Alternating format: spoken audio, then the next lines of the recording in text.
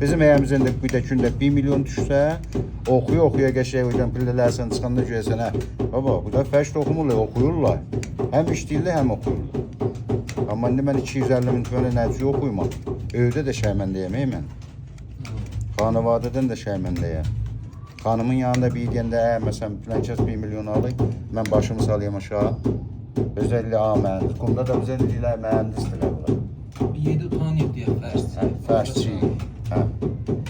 Özdə görsən də bu da fəş, toxuduğumuz fəşdir də. Himayət eləyən olsa bir imtahan eləsin də.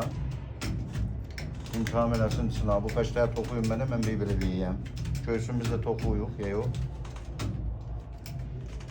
Bu fəş, bu əbişəm nəşələr, bula deyəm ha.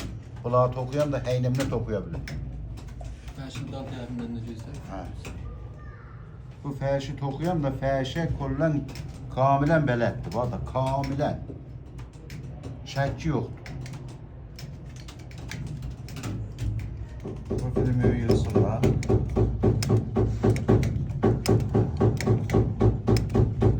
Keyfiyyətindən.